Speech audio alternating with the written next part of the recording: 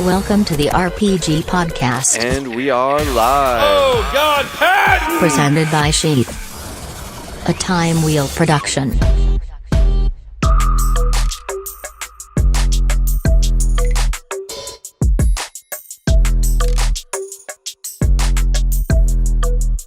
Welcome, everyone, to another episode of the Robert Patton Global Podcast. I'm here with Rony Argueta from the Colorado Springs Switchbacks, our local soccer team. How are you doing, sir? I'm doing well, Robert. Thanks for having me, man. Appreciate it. Thank you for coming. We got a big game coming up this weekend. Yes, sir.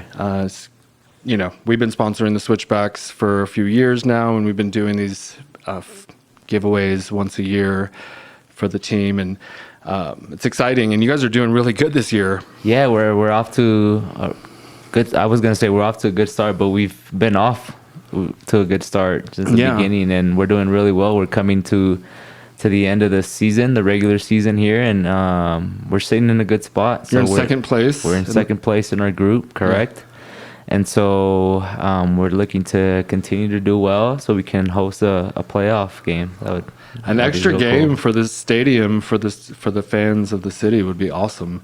Of course, yeah, and it being a playoff game is just going to be that much more exciting. Yeah, you know? Yeah. It's like, I always thought of you guys as the Bad News Bears or something. And at the old stadium, it was like getting rained out. It seemed like we couldn't get a win, at least when I would go, and it was in the middle of nowhere, kind of like the redheaded stepchild go in the corner in the back of the city. But now we're downtown in the brand new stadium. Oh, yeah. And you guys are like living up to the hype this year. Yeah. It's like you said, the new stadium, and it being downtown is it's just positive, man. A lot of positivity, a lot of hype, and like you said, we're living up to it. We're performing on the field, so I think that's ultimate, right? Because nobody wants to see a losing team. Yeah. What do you think it is? Is it the stadium, the coach? There's a lot of players? There's a lot that goes into a winning team. I believe, the coach did well in bringing in quality players, players that suit his particular style of play, the way he sees the game and the way he wants us to play the game. It's a very direct style of play, front to back, quick transitions, from attack to defense to attack, a lot of running with it, right? But again, he brought in the right personnel to get the job done. So he's new this year? Yeah, he came in just this year, beginning of this season. And when a new coach comes in, that's got to be something like off-putting, maybe to the players from the previous season. Or were you guys excited or nervous? There's a little bit of mixed emotions. Yeah. It's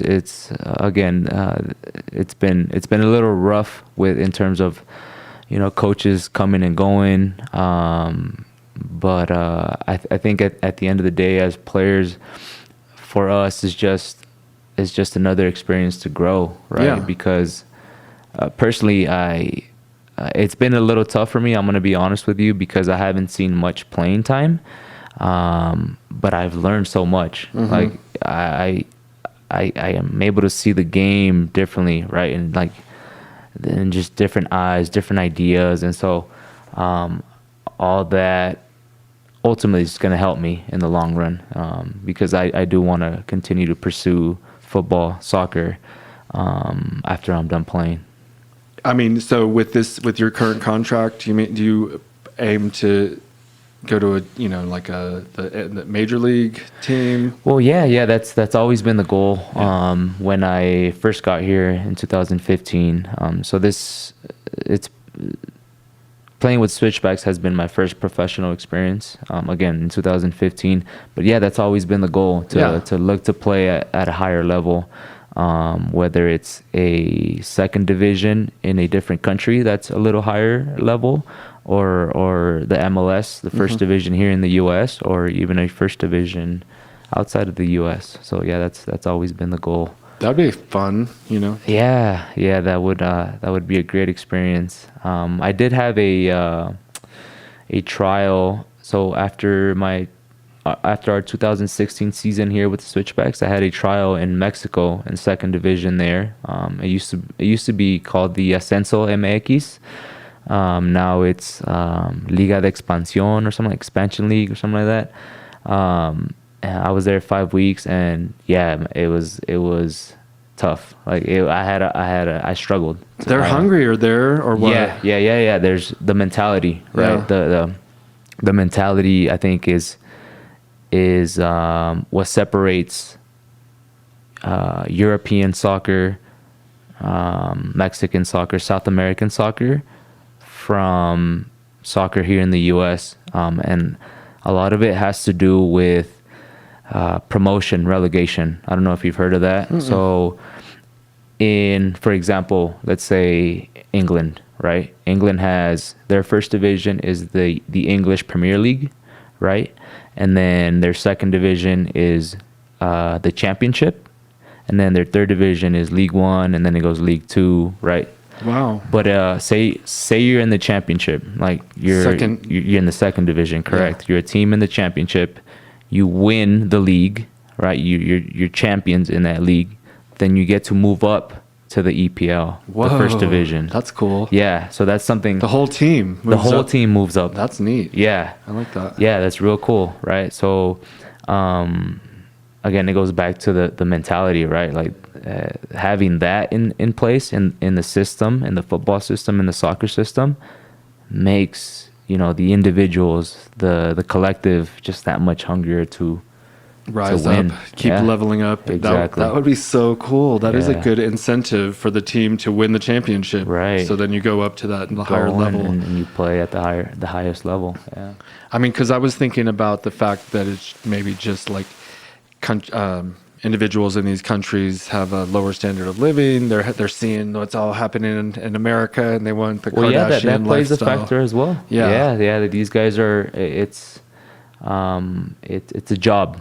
At the professional level, it's a job, and we're all fighting for spots, and we got to feed our families. We got to, so it's like you said, it's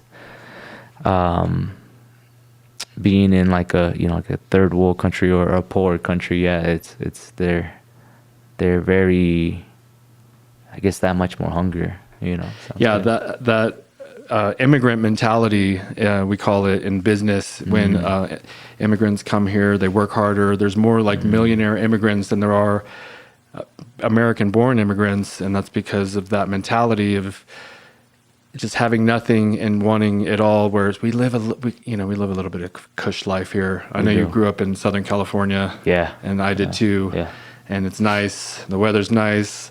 Everybody's, living above a standard of living that would be comparable to anything a lot of these other guys are dealing with. And with like the UFC, we sponsor a lot of fighters also, and right. That's also a worldwide sport.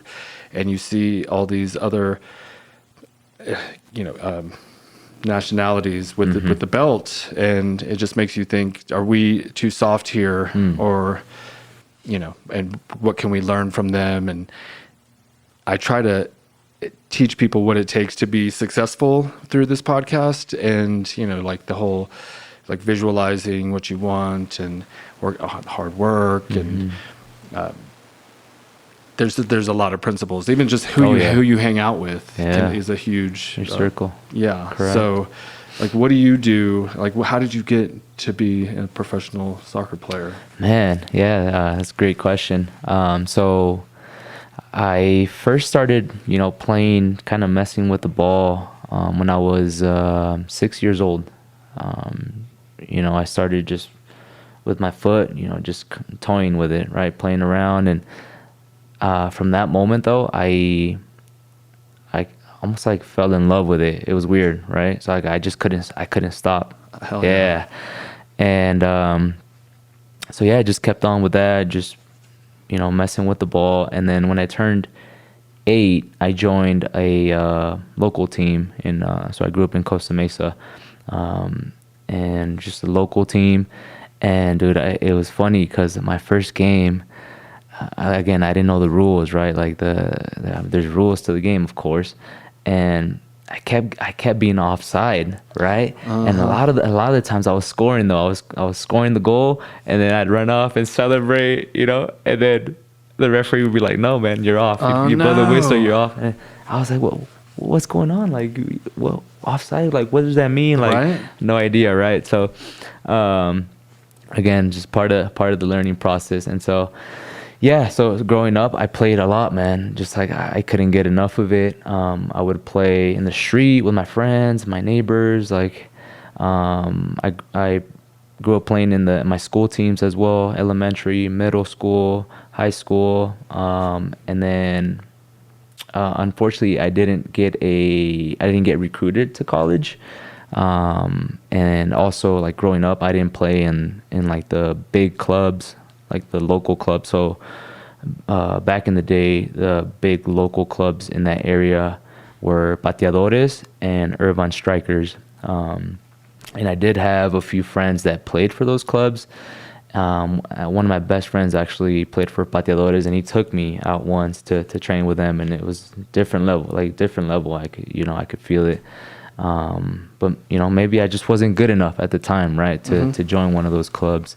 But again, did that hurt you? Did that make you feel like give you a fire inside? Yeah, I think that's what it gave me, that fire to like want to be there, right? Yeah. Like, okay, I'm not there yet, but I really love this game. Like, I have a lot of fun playing it. I'm so passionate about it. Like, I'm gonna get there, right? And I, just telling myself and just again, I just couldn't get enough. I couldn't get enough of it, man. And yeah, in high school, thankfully, I did well academically.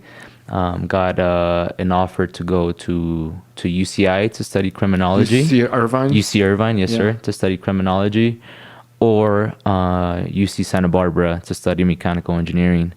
And at the time, so I graduated high school in 2009. UC Santa Barbara had just won the NCAA, they were national champions in 2006, so 3 years before. So they were like hyped, right? It was like a big thing, and so. And then you would get out of your city, kind of like Irvine and Costa Mesa are like neighbor cities, just bordering. Yeah, exactly. And that might have maybe played a part. I don't know if that played any part. Looking back, it didn't. Yeah. It was mainly the soccer aspect of like wanting to go to a good soccer school, and just being a part of that, And so I remember I did a campus visit with my brother, and we went out to Harder Stadium, to the stadium there, and I think this was so 2009. I was like, when did I graduate? Summer. So it was like, summer after graduating. And again, the team was off at the time, right? There was no one there. But it just happened to be that one of their assistant coaches walked by. He's like, "Hey, what are you guys doing here?" And I was like, "Oh, I've been offered an academic scholarship to come to UC Santa Barbara, and I'm just checking out the facilities. I'm interested in trying to walk on the team." And he just looked at me like, "Who the hell is this kid? Like, is this guy crazy or what?" Like, because walking on a team is there's very low percentage of you doing it. Right. It's like Rudy. Did you watch that movie Rudy, where he walked on the Notre Dame football team? He was like, I haven't watched that movie. So good. Yeah. It's like probably not before you were born, but like early 2000. It's one of the best motivational like college sports team movies where he was a walk-on. My point is, I'm gonna have to watch that. Yeah, it's so good. Rudy, awesome. Yeah, so that was that, and that campus visit just did it for me, man. So you made that connection. You got the scholarship and somehow walked on and made the team. No, so no, I did. Yeah, so I didn't make the team. I tried out my freshman year in the spring. I was the last cut before the fall season. So that's like the main season, right? Spring is kind of like to keep guys, maintain guys, in shape and keep them going. They don't really take it seriously. But but yeah, I was the last cut before the fall season. And So you knew you were really close. yeah, I was maybe a step there, right? Yeah. And so, you know, that was like a huge blow. It was extremely devastating because, like, again, that was the main reason why I went there. It wasn't even because, like, engineering, like, you know, I kind of, to be honest with you, I didn't enjoy studying engineering. Right. And I was like 2 years in when I was like, man, should I change my major? Like, I'm not enjoying this. Like, and I was like, you know what, Ronnie, you know, just stick through it, man. Like, just get it done. You're already 2 years in, get it done. Right. And so again, that was a huge blow when the coach called me into his office. He's like, hey, Ronnie, I won't be needing you this year. And I remember walking out, I started crying, man. I was going to ask you. Yeah. I was crying, like, on the street, on the sidewalk, on my way to the apartment, like, bawling. And, like, I call my brother because, like, he's always been kind of like my guide. So, like, he's my father figure growing up. My dad wasn't around. So my brother and I are about 8 years apart. And so I called him up, and he's like, hey, man, like, why are you crying? And then I was like, you know, Coach Bomstead just told me that he won't be needing me. And then he's like, so? He's like, there's no reason to cry. Like, he's like, so what's your next move, right? It's like, that was a great question. And I'm like, well, I don't know. I was like, I want to keep playing, obviously, but I don't know what I'm gonna do next. And he's like, all right, well, what's the step below? Like, what's the step below the Division I team there? And I was like, well, I know they have a club team. And he's like, well, fuck, go and try out, right? And so, yeah, that's what I did. Went out to the club team, did their tryouts, made the club team. I played on the club team. So I was at UC Santa Barbara 5 years. I played on the club team 3 out of those 5 years. And I was also playing adult league, men's league, on like Sundays there in Santa Barbara. And then I was playing intramurals, just go out to the field and play with my friends. Like, again, I couldn't get enough of it, man. Kept playing. And then I graduated from UC Santa Barbara in 2014, June 2014. And while playing in a men's league team, we played against a local club, the Santa Barbara. It was like a boys Santa Barbara club team, U18, under 18 team, and the head coach for them was the head coach for the Ventura County Fusion, which back in the day was a Premier Developmental League, PDL, which was where, like, guys from college would go in their off season and play there again to, like, maintain and stay in shape, things like that, right? So they wouldn't lose their rhythm. And so that was like a step up from club where I had played. And so, yeah, we play against Rudy Barra's U18 team. And at the end of the game, a couple of my teammates came up to me, and they knew Rudy, or they know Rudy. And they were like, hey, Rudy was, like, really impressed with your performance today. You should go and talk to him. And I was like, wait, what? Like, really? Like, I caught his eye. And they're like, yeah, man, like, go and talk to him. See if he gives you a shot with the Ventura County Fusion. And I was like, shoot, right? Still, like, thinking about it, like, second guessing. And yeah, so, like, I didn't have the guts. I didn't courage up to go and talk to him. And it wasn't until later that day. So this happened on a Sunday morning. It wasn't until later that day in the afternoon where I texted one of my buddies who had told me that. I'm like, hey, can I please get Rudy Barr's number? So, of course, over the phone it's a little easier, right? Yeah. He's like, sure, man. And gave me his number. And I texted Rudy. I'm like, hey, coach, like, I played your U18 team this morning. I heard you were impressed with my performance. Was wondering if I can come out with your Ventura County Fusion team and see how I fit in. And he's like, yeah, sure. Come out tomorrow, Nice. Monday, right? That's He's awesome. like, we train on Mondays. So come out and train with us. This episode is brought to you in part by Element Kombucha. It's a new sponsor. We're very excited. They sent me a care package and I drank them all. I can't even show you. I could show you this empty bottle right here, but it's Element Kombucha. They have CBD infusions, THC free, really tasty blends. You know, kombucha is good for the gut bio. So if you have been taking antibiotics, it's always good to take some probiotics. And Element Kombucha is sponsoring this show. They're supporting us. So we're asking you to support them. They actually have really good prices. It's like 10, 15 bucks for a 6 or 8 pack on their different options. They have variety packs, or you can just get the Summer Vibes blend, whatever you want. It's at elementkombucha.com. Promo code RPG11 will save you 11% on your purchase, and they'll know that we sent you, and we would appreciate the support. Last but not least, SHEATHunderwear.com, the greatest underwear on the planet, the underwear of legends, the underwear that keeps your balls from sticking to your legs. That's right. This is the best underwear because it keeps your boys cool. Check out sheathunderwear.com. Back to the show. And so did the drive from Santa Barbara to Ventura, which is like 45 minute drive, not too bad. Trained with them on Monday.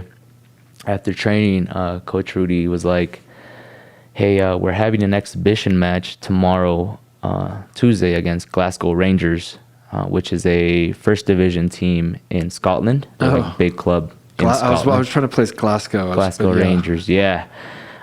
He's like, I'd like for you to come out, dress out, and just, be a part of the experience. He's like, I don't guarantee any playing time though. And I was like, Coach, thank you so much. Like, right? Yeah. Like, I was like, I don't care if I play, if I don't play. It was so cool, just to be a part of it, right? Yeah. And so come back out on Tuesday, go into the locker room. They had the kits laid out, the uniforms laid out, and throw on the kit. Like, I'm just like excited, man, just looking at like my teammates, and I'm like, I just couldn't believe I was there, right? How cool. And it's like, and they played at this like college, Ventura College, so it wasn't like, super fancy. Yeah, well, exactly, right? But to me, it was just another world, right? And so, yeah, we come out to warm up. The game kicks off, and I'm sitting on the bench, just enjoying watching. And then around minute 65, Coach Rudy, he looks over to the bench. He's like, Ronnie, get up, warm up, you're coming on. And I was like, me? Yes, I get up, right? And I just start warming up, doing movements that I know at the time, just to get my body going a little bit. And I come on minute 70, and I'm just trying to get, I was playing striker at the time, forward, and I come on and I was trying to get on the ball, right? Like, I was trying to look for the ball, like give my teammates good angles to play me the ball. And 3 minutes later, so minute 73, our left back gets it, and he has space to dribble, so he takes his space, he dribbles, and then I look over and I saw their two center backs were like split, like there was a big gap between both of them, and so I made a run between them, and my the left back Keefe plays me a nice through ball, and I go 1v1 against the goalkeeper and score. Yeah. And that moment was cool. Like, hey, I couldn't believe like what was going on, man. And it was just like a huge boost, like confidence, like my self-confidence, and just like knowing that I just scored against a first division team from Scotland, and like big club, like, and like just looking back now again, like it was their preseason, right? So it's like, they were trying to fit the pieces together. Like, A lot of guys were probably out of shape, trying their new guys out. Yeah, maybe. Yeah. So, you know, they weren't at their max, like. But you didn't know that shape. at the time. I didn't. You know, to me, it was.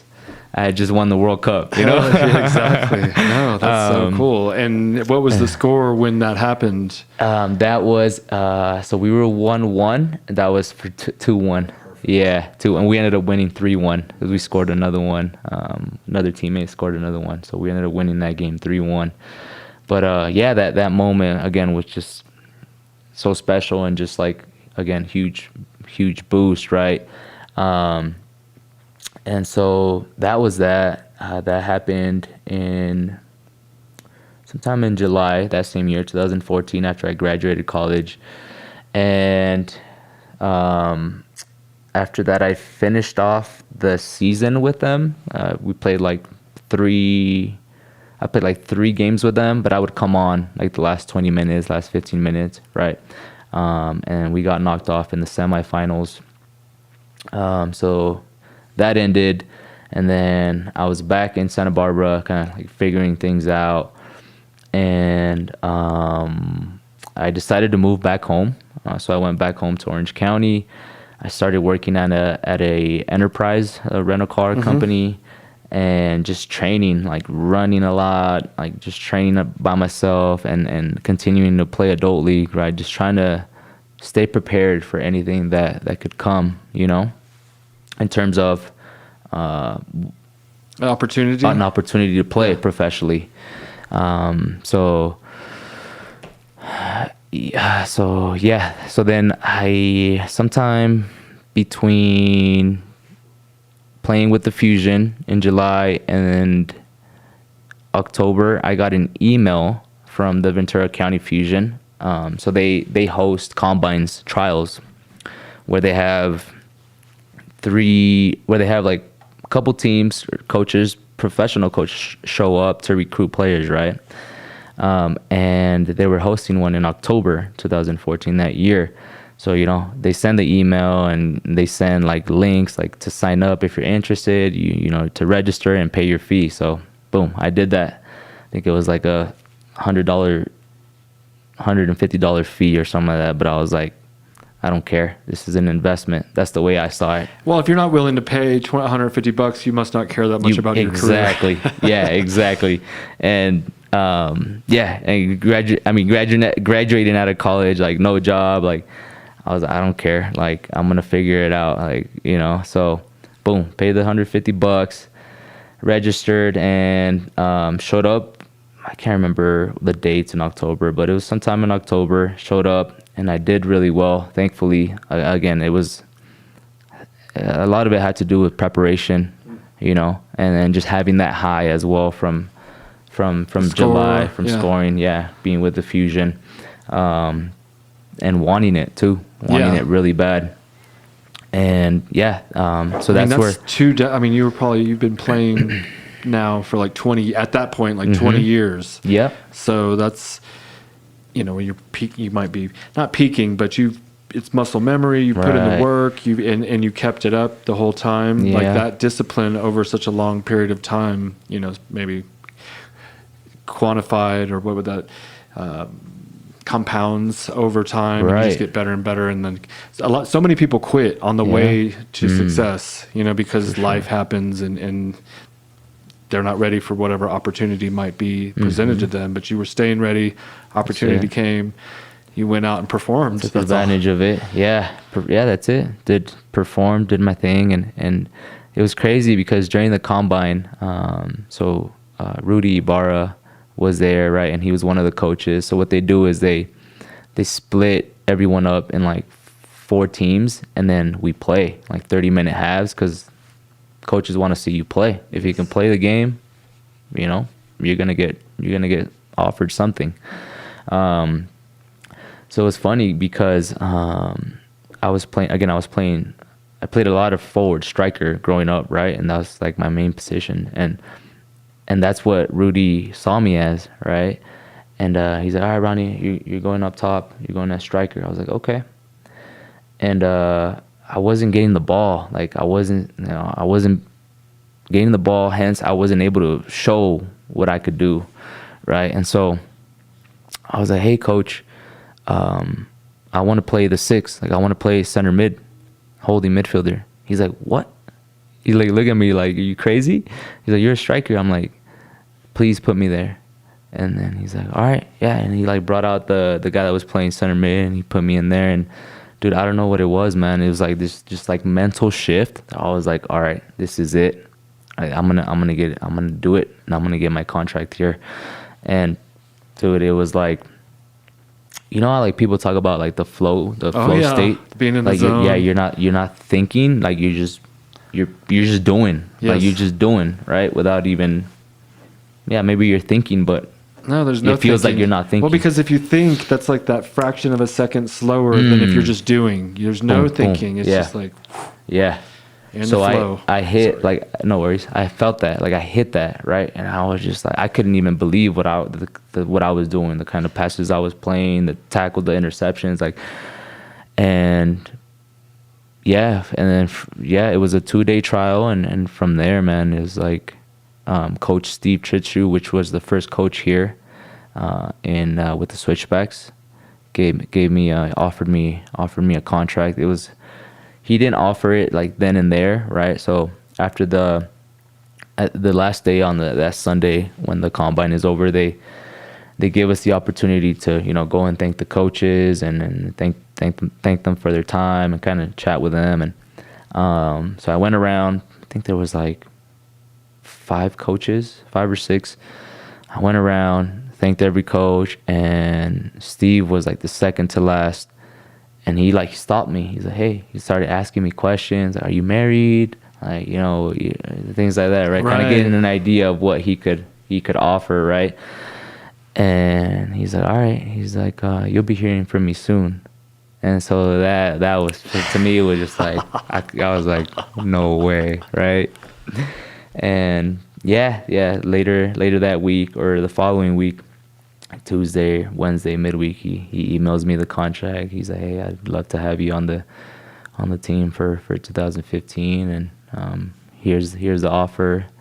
And I just called my brother. I was at the Enterprise working, like refreshing my email on my phone, like he's like, Monday, Tuesday, like just refreshing.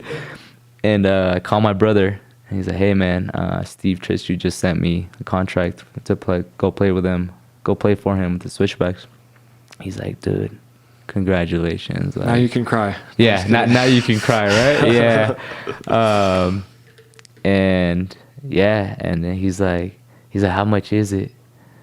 And I was like, it's like $1,200 a month or something like that. And he's like, dude, sign it.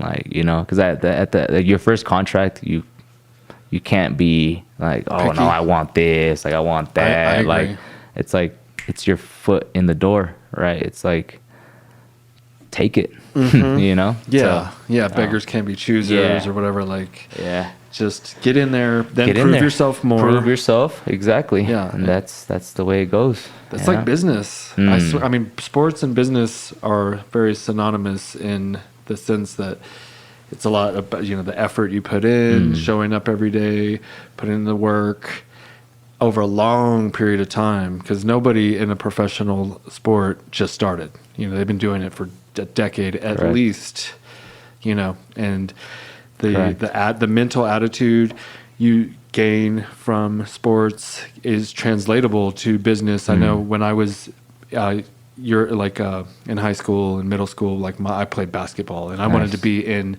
the NBA, and I just love basketball though. I was pretty realistic at my size and everything. I was like, okay, I might not make it to the NBA, but maybe I can make it in a Europe league, or maybe I can just join the army and play like rec games, like pickup games. As long as I can play, I'll be happy.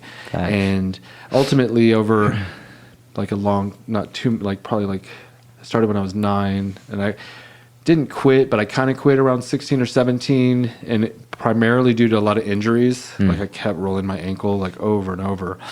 Yeah. And I got arrested a few times, and then the coach wouldn't let me play on the team. Also, And I was in Southern California. I was actually in Huntington Beach. Okay. So right there with you. And I was Sweet. playing on the Marina High School freshman team and then the sophomore team. And then it was going to be that junior year. And they wouldn't let me play. That was actually my senior year because I got kicked out of school for, whatever. Yeah. For like a half a semester. But they wouldn't let me play. So I'm like, okay, I ended up moving back to Georgia where my mother lived because I was living with my dad at the time in California. Okay. Going to Georgia, they grow big, they breed big boys up in Georgia. And so I didn't even try. I don't think, everyone was like so much taller and bigger. And I was just like, okay, well, I guess I'm not playing basketball anymore. Yeah. But all that work that I put in over those, from just 9 to 17 or 16, and I would play like 4 hours a day, every day, rain, snow, whatever. There's no snow, but rain, whatever it was. And that work ethic, people don't take into consideration, like people that are just sitting around playing video games their whole childhood. You need to build up that momentum as a child or, because that work ethic, it's like muscle memory, and I don't like to not work. I like to get up and work. And if you ever, stopped playing soccer or whatever, you say, I got to do something now with this energy and this focus and this drive. And a lot of successful businessmen are either like ex-sports players or, I was going to say veterans. Apparently a lot of military veteran business owners, which I'm also that. But just, I don't know where I was going with that exactly other than that work ethic. Right. And the time, right? That you put in. Yeah. It's and like, it paid off. It paid off for you. It's paying off for me. And you made it. You made the league and you've been there for 5 years. This 6 is years? my 7th year. 15, 16. Yeah. 7th year in the 6th year with the Switchbacks, 7th year in the USL. Yeah. Yeah. So. But now you're playing. You guys are possibly going to win. Could you win a championship? We can win year? it, man. Yeah, we can win it. I've talked to coach. I've talked to the GM and just kind of like, throwing it out there to my teammates. Like, we have the team to do it. We have the team to do it, and we've played against teams, the top teams in the league, that came to a draw, a 2-2, 1-1, but we could have won. Yeah. Like, I feel like we can beat those top teams. So we can do it this year for sure.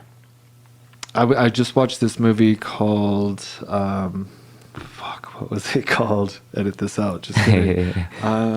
It's a baseball movie. It's called it was about the Indians and Major League. It's called Major League. Okay. It was like another 80s movie, kind of around the Rudy time, I would say, or Nice. 90s, 80s, 90s.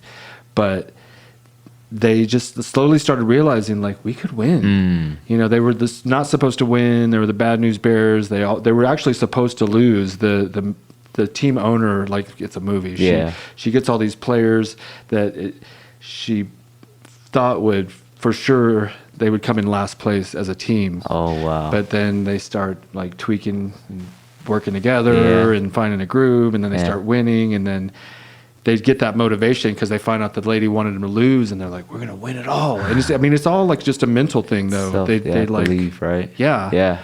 If you, it's not always the case, but if you want it bad enough, you're going to get it. Yeah. I hear especially with a team and they're all focused in the same goal and working in harmony and synchronicity, and everybody's working together. And that coach, if he's the glue, I think of Phil. He was the coach of the Bulls. Phil Jackson. Yeah, and like he was to me like the best coach ever because he really just brought them all together, and that the yoga aspect and the kind of the monk meditation. Yeah, I don't know why. If I was a coach, I would be implementing that because of that flow state you were talking about. Meditating helps get there faster. Ultimately, it's about practice, and then just do it.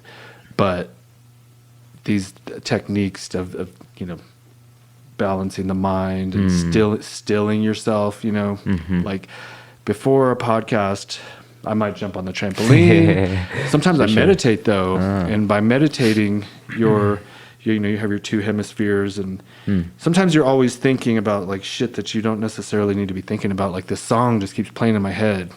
Recently, all these songs are just playing in my head, and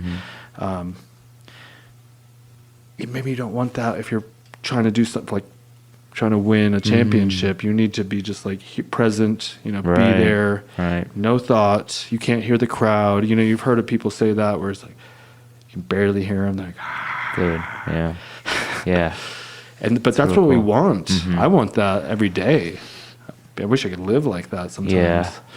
But when you have it in the middle of a game or in a tryout, it's like slow motion. I love that, dude. It's an unbelievable feeling. Yeah. And like you said, we wish we could have that every day. Yeah, but I don't know. It's crazy. It's almost like you have to work to get there as well. So much focus. Like it's cool. It's a cool feeling, for sure. I mean there's this metaphor of like if you want it bad enough, then you'll get it. But then the problem with sports is like, what if you have the other guy and he wants it just as bad as you want it? Well, one of you has to lose. What's the determining factor, huh? Yeah. I mean, and then it's like the desire is huge. It's paramount. Yeah. But every now and then there's a freaking LeBron James dude. And if he wants it more than you want it, he's going to get it. He's going to get it. Yeah.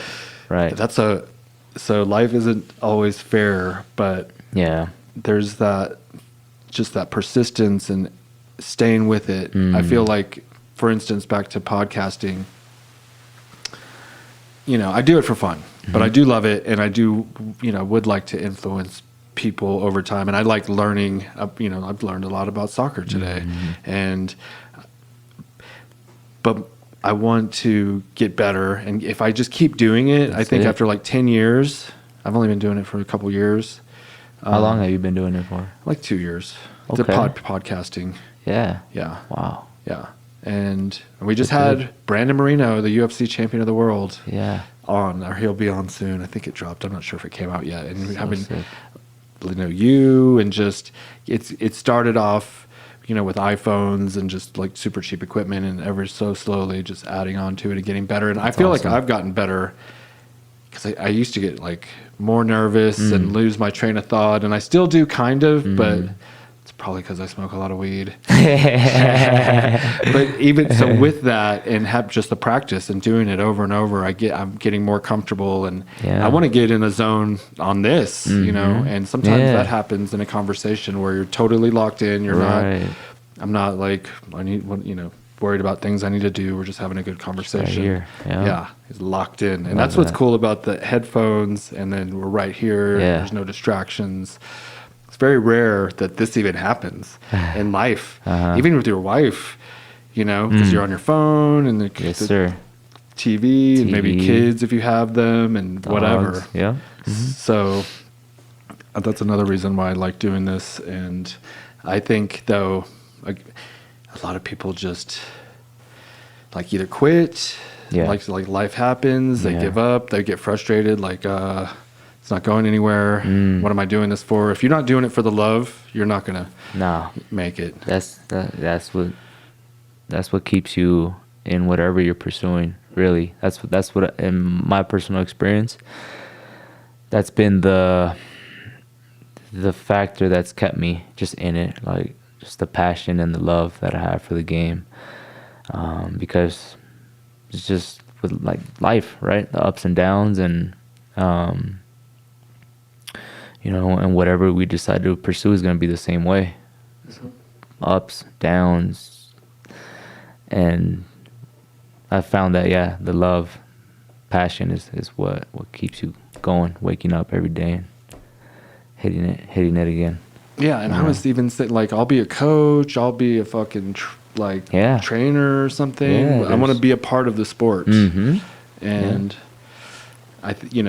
So if you have that love, however far it takes you, because you can only play for so long, Right. you know, and then, but you maybe want to transition. You can be a fucking announcers and so many things. So many jobs, Yeah. within the game, within the sport that you could do. Yeah, you're right. And as long as you love it, I think then that's gonna get you, like, keep you there, and then people will want to work with you and stay, you know, keep you around. Because if you're like a miserable asshole, like, Nobody wants to be complaining. around that, right? Yeah. yeah. So I'm excited for the game on Saturday. Yeah, so are we. Yeah, and it's number 2 playing number 1. Yes, sir. And that's like some movie shit. That could be the championship game right there. Yeah. You know? And so if you win that, then what happens? Just So we're still playing league right now. If we beat El Paso, then every win is 3 points. It's 1 point for a draw and then 0 for a loss. So I think El Paso is 6 points ahead of us. So if we beat them, then we'll be 3 points behind them.